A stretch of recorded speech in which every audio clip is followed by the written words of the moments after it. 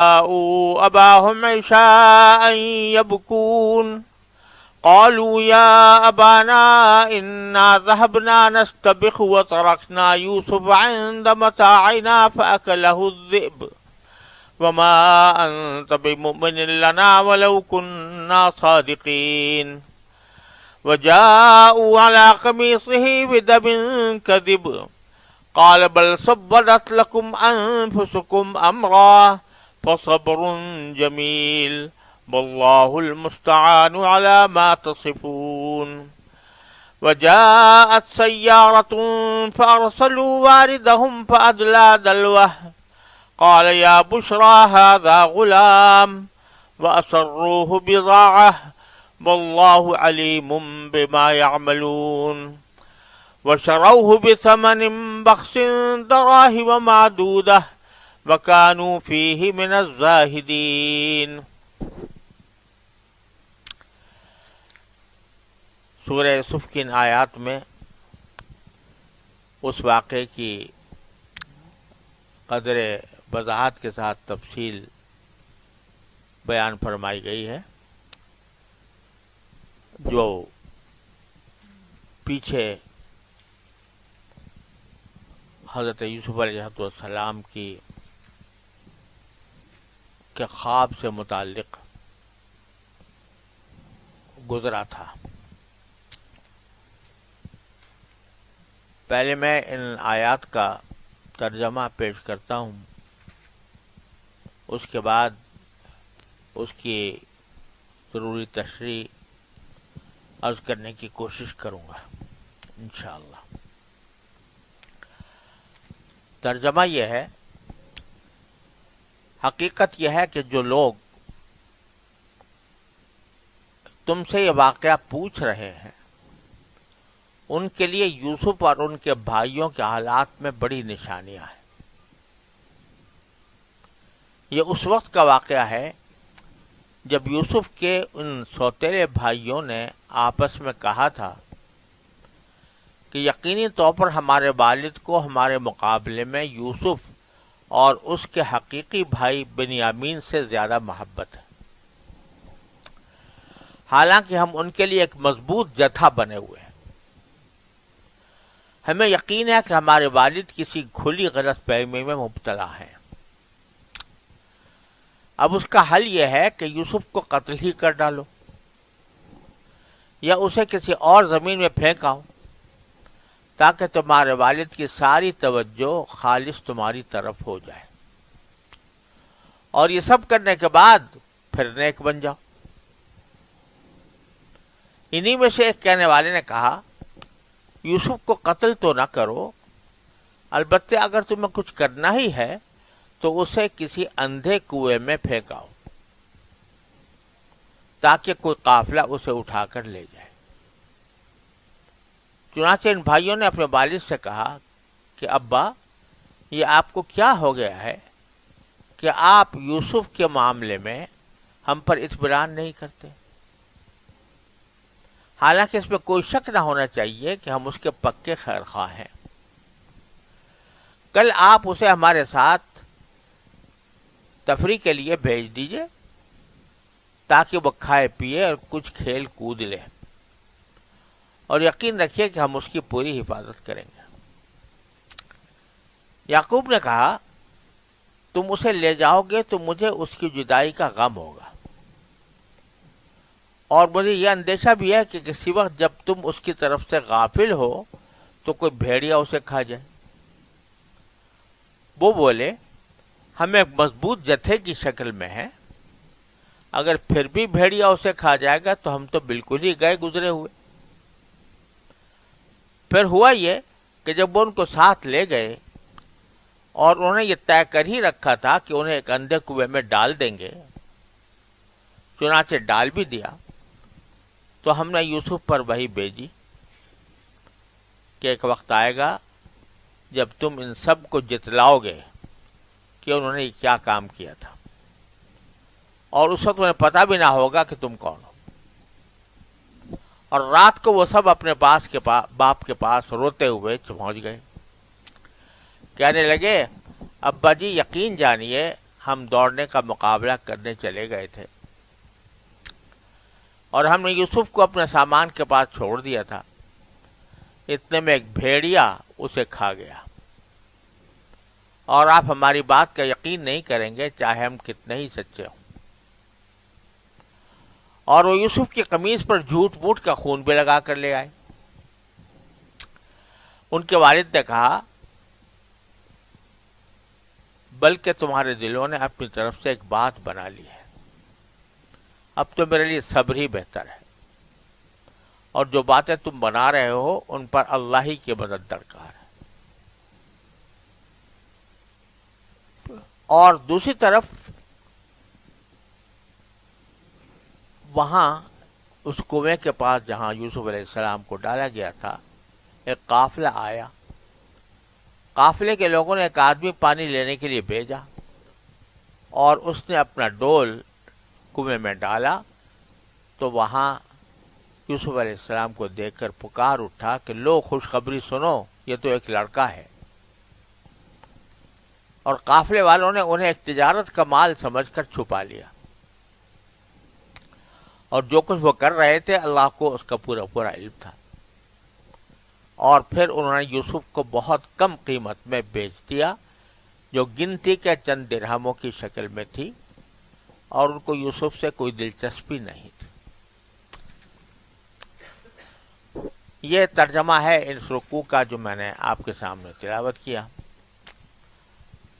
معنی تو اس کے ترجمے ہی سے ظاہر ہو جاتے ہیں، لیکن اس واقعے کو بیان کرنے کے لیے اللہ تبارک و تعالی نے جو الفاظ استعمال فرمائے ہیں اور جو اسلوب اختیار فرمایا ہے اس میں کئی باتیں قابل ذکر ہیں۔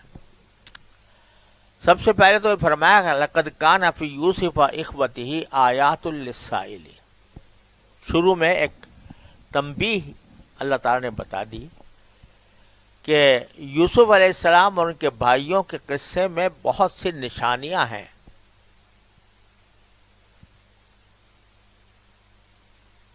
اور یہ نشانیاں کس کے لیے ہیں؟ سائلین کے لیے، سوال کرنے والوں کے لیے۔ اب سوال کرنے والوں سے کیا مراد ہے؟ ایک تو میں سورت کے شروع میں عرض کر چکا ہوں کہ بعض مفسرین نے کچھ ایسی روایتیں ذکر کی ہیں جو پوری طرح سند کے حساب سے مضبوط بھی نہیں ہے، لیکن قرآن کریم کے سیاق سے کچھ بعید بھی نہیں، کہ یہودیوں نے مشرکین کو یہ سکھایا تھا کہ اگر تم نبی کریم صلی اللہ علیہ وسلم کی تکذیب کرنا چاہتے ہو تو اس کا آسان راستہ یہ ہے کہ ان سے ایک سوال کرو،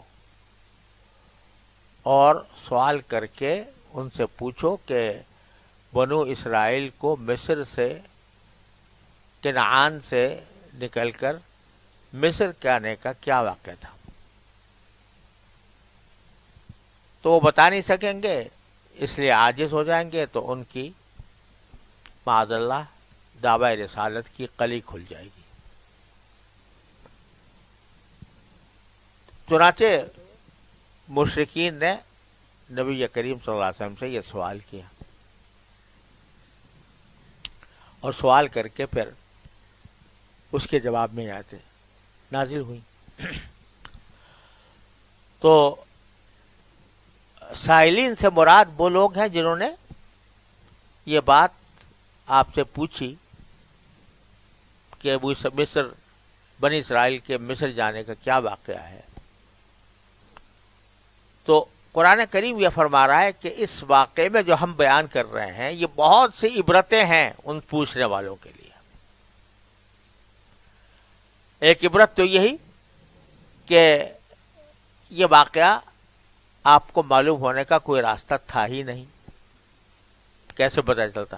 نہ عرب میں مشہور تھا یہ واقعہ، نہ آپ تورات اور انجیل پڑھے ہوئے تھے کہ جس کے ذریعے آپ کو یہ علم پہنچتا، نہ لکھتے تھے نہ پڑھتے تھے.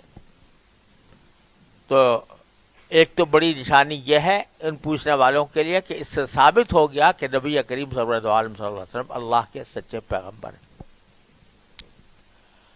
اور دوسری اس سے زیادہ گہری بات یہ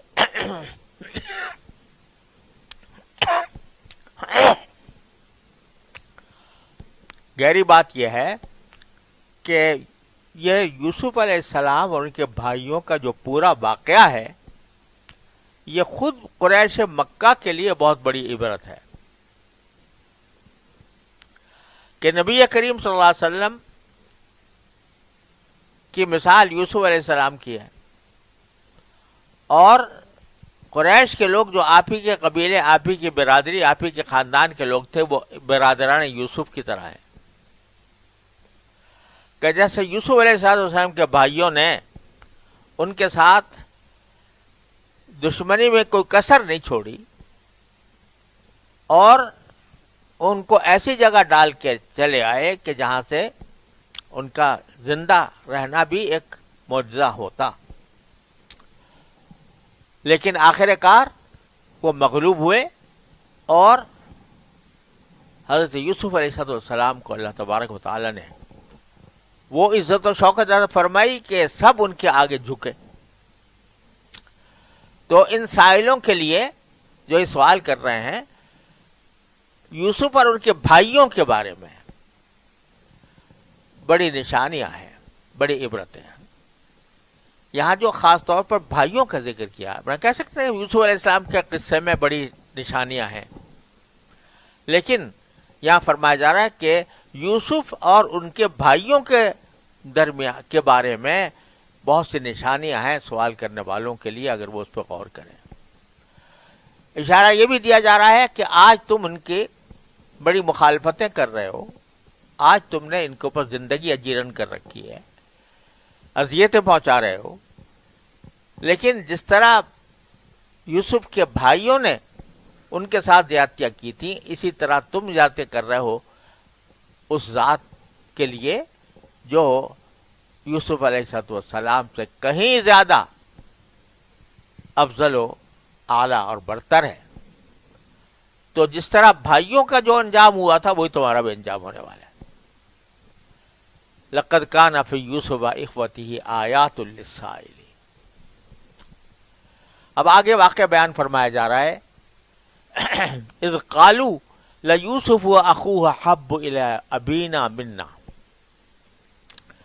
یہ اس وقت کی بات ہے جب انہوں نے بھائیوں نے مل کر آپس میں یہ کہا، اور یہ جیسا میں نے عرض کیا کہ 10 بھائیوں نے کہا، یہ 10 بھائیوں کا ذکر ہے جو ایک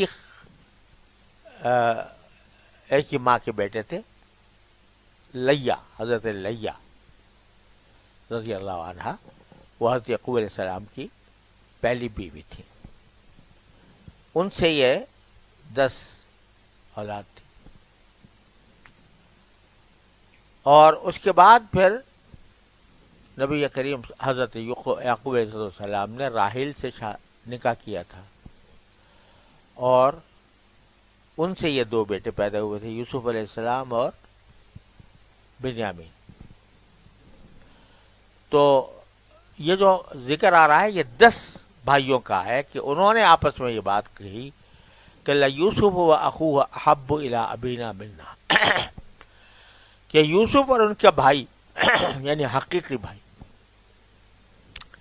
کیونکہ یہ بھائی جو ہے صرف باپ شریک تھے، تو ان کا حقیقی بھائی احب الی ابینا منا،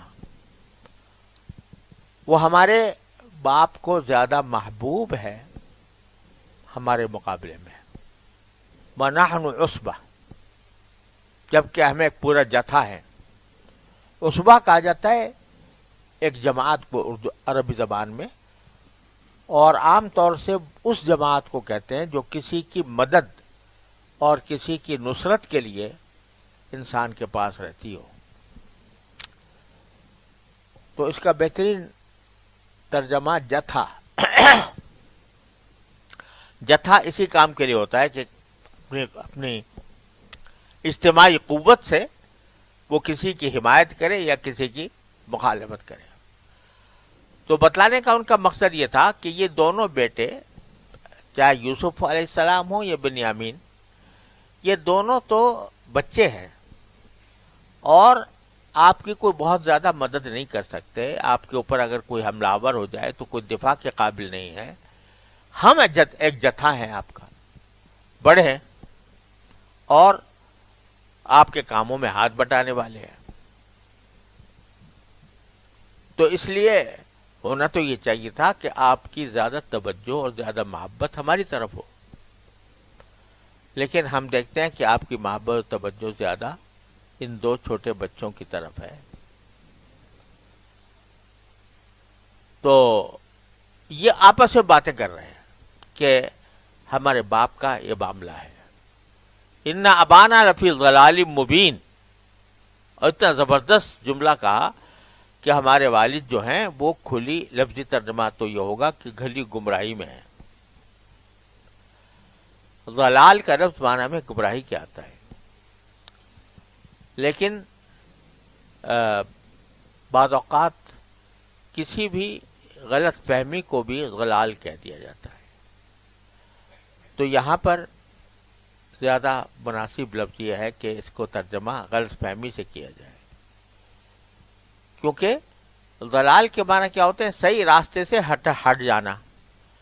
تو ایک چیز کا اگر آدمی صحیح مطلب لے رہا ہو تو وہ ہدایت پر ہے، اور اگر اس کا غلط مفہوم لے لے تو وہ راستے سے بھٹکا ہوا ہے.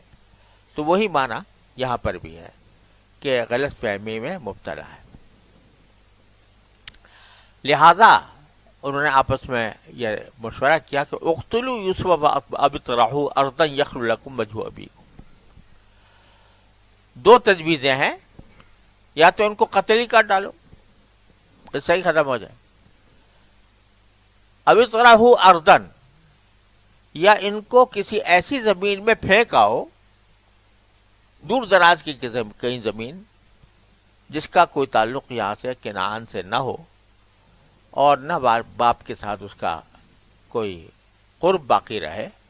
کسی ایسی جگہ جا کر پھینک آؤ کہ تاکہ پھر یعقوب علیہ السلام کے پاس ان کے ملنے کا کوئی تصور نہ ہو. یہ کام کیوں کرو؟ یخلو لکم وجہ ابیکم، تاکہ تمہارے والد کی توجہ وہ صرف تمہارے لیے ہو جائے، خالص ہو جائے. اب تو ہمارے ساتھ جو صورتحال ہے وہ یہ کہ توجہ زیادہ ہو رہی ہے والد کی طرف، اور اگر ہم ان کو یا قتل کر دیں گے یا کہیں دور پھینکائیں گے تو والد کی توجہ خاصتاً آپ ہی کے لیے ہو جائے گی. یہ آپس میں باتیں کر رہے تھے. وَتَكُونُوا مِن بَعْدِهِ قَوْمًا صَالِحِينَ، اور یہ کام ہے تو غلط، لیکن ناجائز کام ہے، لیکن ہمارے بقا کے لیے ضروری ہو گیا ہے، لہذا اس کو کرنا ہے. اور یہ سب کرنے کے بعد پھر نیک بن جانا، یعنی توبہ کر لینا اور پھر اپنی زندگی کو نیکی کی طرف لے جانا. رند کے رند رہے، ہاتھ سے جنت نہ گئی. اب یہ خیال کہ اس کے بعد تم نیک بن جاؤ گے توبہ کر کے، اگر یہ مانا ہو تو اس پر اشکال یہ ہوتا ہے کہ یہ توبہ جو ہے یہ اللہ کے حقوق کو تو معاف کر دیتی ہے، لیکن بندے کے حقوق توبہ سے معاف نہیں ہوتے. لہذا یہ جو انہوں نے کہا کہ اس کے بعد نیک بن جانا، یہ کیسے درست ہو سکتا ہے جبکہ معاملہ حقوق العباد کا ہے؟ تو اب یا تو ان کو اس طرف اس وقت توجہ نہیں گئی، یا اس بات کا ان کو پورا علم نہیں تھا کہ حقوق العباد کے معاملے میں توبہ کافی نہیں ہوتی، یا تو یہ وجہ تھی. اور یا بعض مفسرین نے یہ کہا ہے کہ قومن صالحین کے معنی نیکی نہیں ہے بلکہ خوشحالی ہے. یعنی اس بات کے بعد تم خوشحال ہو جاؤ گے، کیونکہ اس وقت تو تمہارے باپ کی توجہ بٹی ہوئی ہے، اب خالص تمہاری طرف ہو جائے گی تو تم خوشحال ہو جاؤ گے. صلاح کے معنی کسی چیز کا درست ہو جانے کے بھی ہوتے ہیں.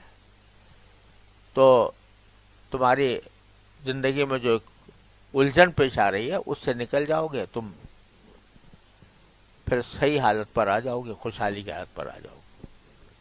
وہ توبہ سے یہاں پر کوئی غرض نہیں ہے بلکہ، اور نہ نیکی بننے سے کوئی غرض ہے، بلکہ یہ اپنی خوشحالی کا بیان ہے. واللہ عالم. دونوں صورتیں ممکن ہیں.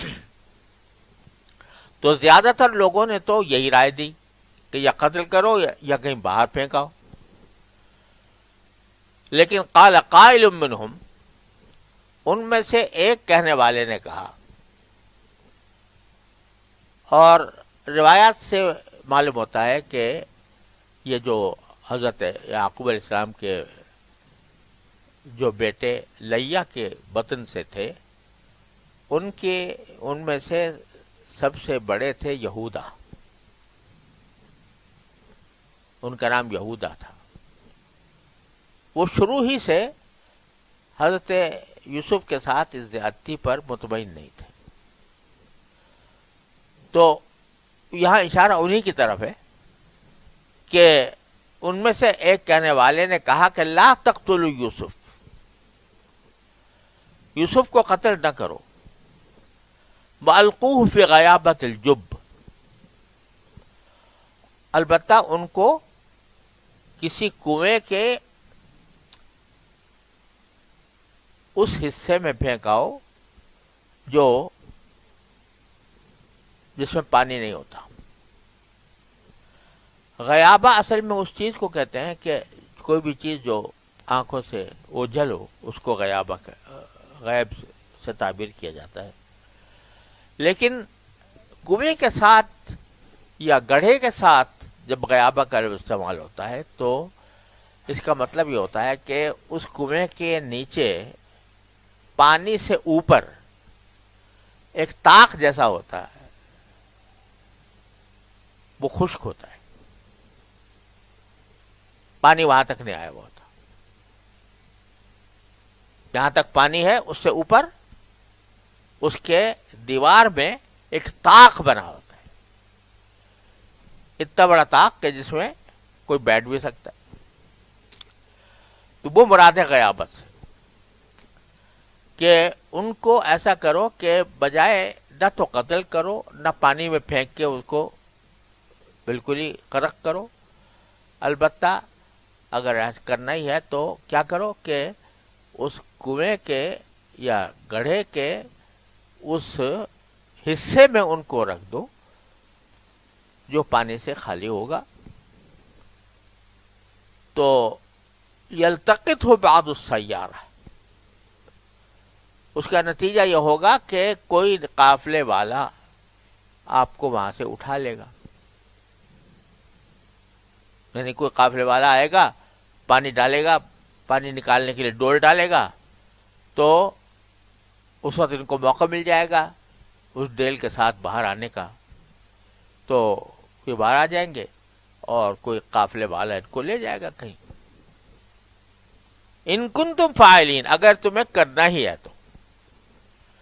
یعنی اس کے دل میں ابھی تک اس پر اطمینان نہیں تھا کہ وہ حضرت یوسف کے ساتھ کوئی زیادتی کی جائے، اس لیے اور اس نے یہ کہا اگر کچھ کرنا ہی ہے تو پھر یہ کرو کہ کنویں کے اندر اس طرح رکھو. اس بارے میں روایات بہت ہیں، مفسرین نے نقل کی ہیں، زیادہ مستند بھی نہیں ہیں، لہذا میں ان کی تفصیل میں نہیں جانا چاہتا.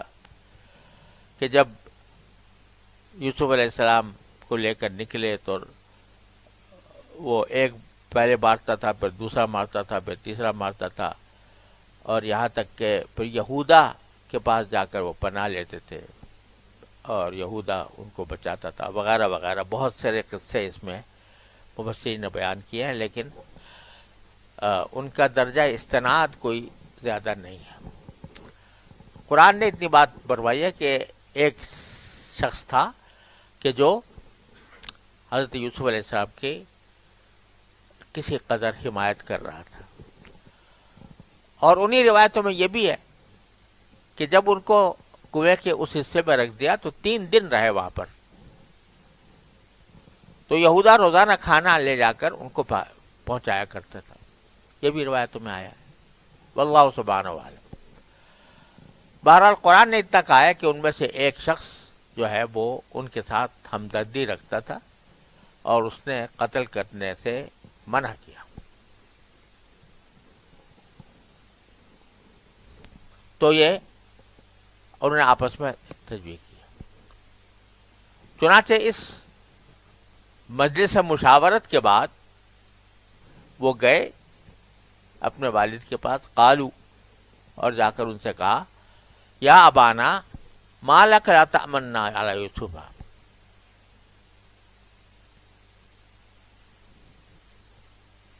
اے ہمارے باپ، آپ کو کیا ہو گیا ہے کہ آپ لا تأمنا، آپ ہم پر بھروسہ نہیں کرتے یوسف کے معاملے میں. وَإِنَّا لَهُ لَنَاصِحُونَ، حالانکہ ہم تو ان کے بہت خیر خواہ ہیں.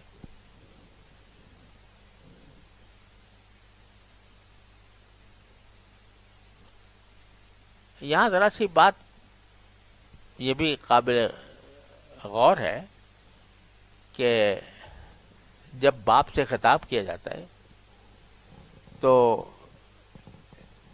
اس میں ایک خطاب ہوتا ہے بڑا پیار والا، یا ابتی.